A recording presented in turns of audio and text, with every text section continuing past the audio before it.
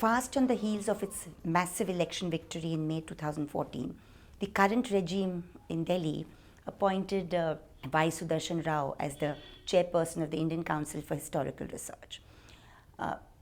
On that appointment, you said that he's one of those persons who has not tested his academic learning through peer review and the rigorousness of peer review, and his obsession appears to be a desire to date the Mahabharata and the Ramayana. Why is that so essential to the ideology of this dispensation?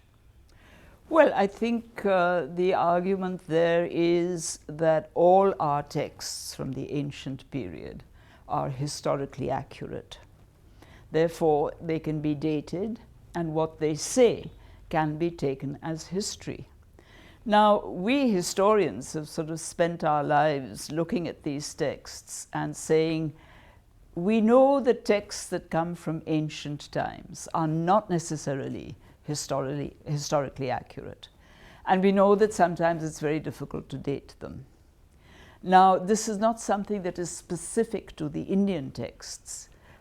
It is something that is specific to the genre, for example, of epic poetry. He speaks very often of the Mahabharata and the Ramayana as being the texts that tell us all about the history of the past, and we virtually don't have to do anything after that. But this is what we call, and in fact even people in the history of literature call it that, it is a very special genre of writing. It is a genre which is based on an oral tradition, and people get together and they have little stories about each other, about the chiefs of clans and possibly rulers and so on. And these stories slowly get amalgamated into a bigger and bigger form until you have these gigantic epics. It's the same thing with Homer. Homer, I was just going to say. Yeah, and this goes on. Now, unless you have an epic that is deliberately created for purposes of nationalism, as for example the Kalevala in Finland, which was deliberately created in the 19th, early 20th century, in order to bring all these different Finnish groups together. Okay. In the natural course of things, in a period of 2,000 years ago or 3,000 years ago, these are really essentially conglomerations. So two things happen. One is that the stories as they are put together and the versions that are accepted differ from authorship to authorship. So you have a Ramayana today which is composed by Valmiki.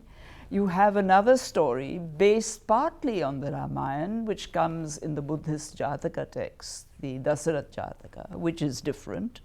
And you have another story which is composed after the writing of the Valmiki Ramayana by a Jain author who gives a yet different version. So, and this goes on right through Indian history. You've had different versions of what we call the Ram Katha. The original story, whatever the original story might have been, we don't know. But there are variations and versions that go on. Now, the Mahabharata is a similar kind of thing where there's a conglomeration of stories that's been put together, and we are not really quite sure as to exactly when this was done. And why are we not sure? Why are we not sure? Because the text is written in a form which can be dated to different periods. If you are a really good scholar of both Sanskrit and linguistics, you can understand this argument. If you're not, then you cannot. And linguistics is particularly important to this argument. The argument is this, that you take the text and nowadays of course they put it through a computer, and the Japanese were the first to do this very interestingly. Now it's done in practically every European university. And you give a sample of the particular literary style that comes from some other text of a dated period. And you put that sample in and say how much of this text conforms to that style. and you pull out these segments where it conforms to that style, and you're Where it left doesn't. with the other segments. See, this is one way of dating it. Another way of dating it is quite simple, which is the system that we historians use. For example, there is a reference in the Ramayana to the signet ring of Ram. He gives it to Hanuman and he says, Sita will recognize you when you show her this ring, which is exactly what happens. Now, H.D. Sankalia, the great archaeologist from Gujarat, he has argued that the signet ring was introduced to India by the Indo-Greeks, which is about the 1st century BC or so. So he argues that that particular episode, which concerns this object, probably dates to that period and cannot be dated earlier. So there are many episodes like that. There are many objects, there are many literary forms which have to be seen as having been put together at different periods. So this is one reason why you cannot say that there is a single date. And with regard to both these epics, certainly the Mahabharata, the person who headed the team that did the critical edition, V.S. Sukthankar, at the Bhandarkar Oriental Research Institute, he gave a span of dates from 400 BC to 400 AD and said the compositions that go into the making of this text belong anywhere along this chronological range. That's a long span. Which is a long span. And today, most scholars who've worked on the Mahabharata will either agree with this long span, and even those who say it's a shorter span generally say it must have been at least 100 years for the composition of the text. Therefore, to say that there is an exact date by which we can actually locate this text, the whole text in entirety, seems to me to be unhistorical.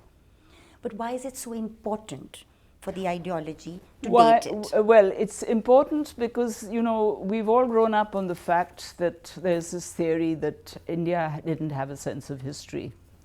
The Greeks and the Romans had it, the Chinese had it, and various other people had it, but India didn't have it. Therefore, one way of countering this is to say, no, we did have texts, and they are historical. Now, what is important, and I've been working on this subject ever since I started research, and I've just put together this very large, fat volume on the historical tradition as I see it, where I'm arguing that there was a historical consciousness that goes right back to this period.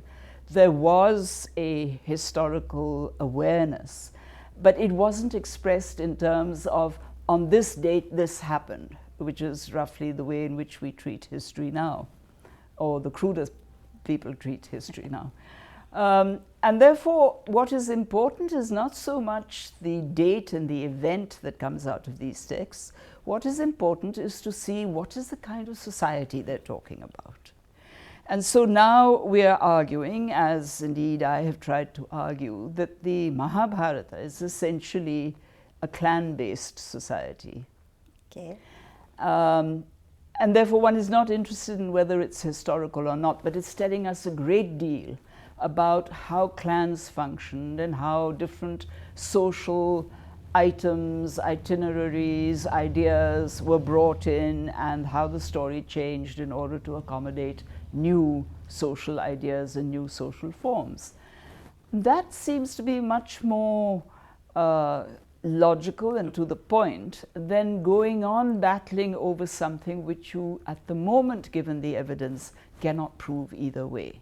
But ideologically, the issue is that of we have a history which is recorded in these texts, and of course the other addenda to this, which is our history is the oldest history in the world. So you try and push the texts as far back as you think are the origins of history, without really any very substantial evidence on which to base this.